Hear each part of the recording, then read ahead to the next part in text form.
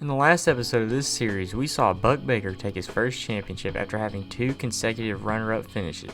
So today, we're going to see who could take the crown in 1957.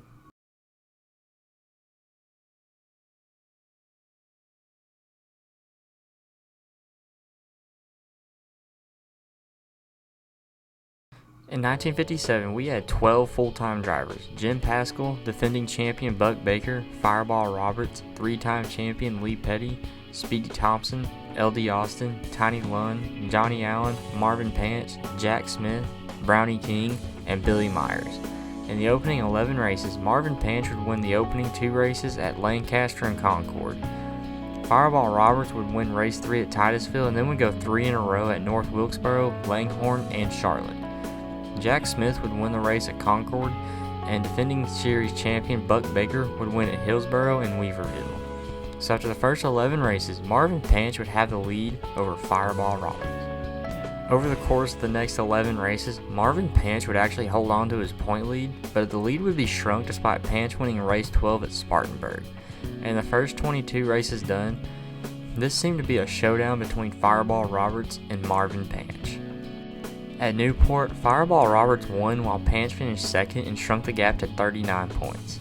At Columbia, Panch finished third while Roberts finished 16th, and the gap would grow to 89 points. At Spartanburg, Roberts finished 9th while Panch finished a disappointing 19th, and the gap was now 57 points. And with both drivers having mediocre races, this would bring defending champion Buck Baker into the fold, and he was now 154 points back. At Jacksonville, Marvin Panch did not participate and would fall back to third, 70 points behind new leader Fireball Roberts, who finished 12th. And Buck Baker finished third and was now 44 points behind Roberts. At Raleigh, Roberts finished 13th while Baker finished 7th, and the gap was now 22 points. Panch finished 8th and was now 52 points behind Roberts. At Charlotte, Marvin Panch would take the win and was now 22 points behind Roberts in third. Baker finished 2nd while Roberts finished 5th. Baker was now 7 points behind. At Lehigh, Panch would win again and move into second. It was now 7 points behind Roberts, who finished third. Baker finished 4th and was now third, 12 points behind. At Hickory, Fireball Roberts would have a solid race, finishing 5th, and now, with 20 races to go, we seem to have a 3-way title fight. At Norfolk, the turning point of the season would take place, with Buck Baker winning while Roberts finished 21st and was now second, 61 points back. Panch wouldn't fare much better with a 16th place finish, and it was now 81 points back in third. At Lancaster, Baker finished 4th while Roberts finished 7th and was now 75 points behind in second. Panch finished 3rd and was now 76 points behind in third.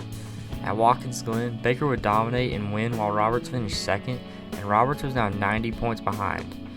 Panch finished 14th and was now 140 points back in third.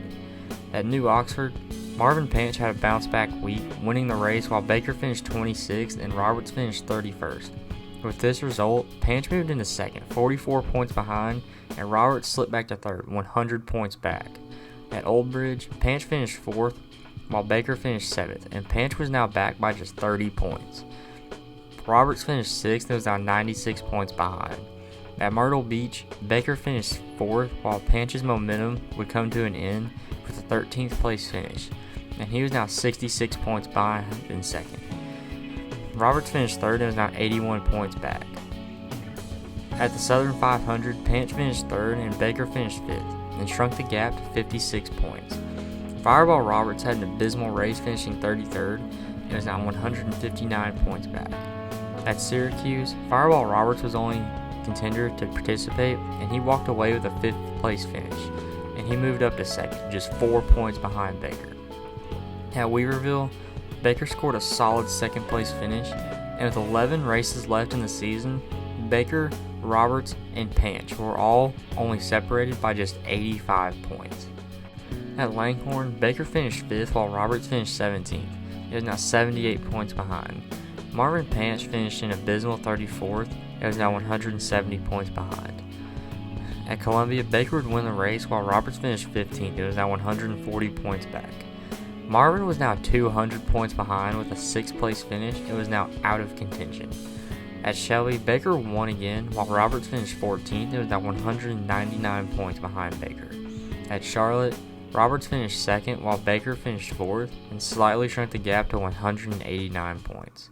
At Martinsville, Roberts finished 12th while Baker finished 23rd and shrunk the gap to 156 points.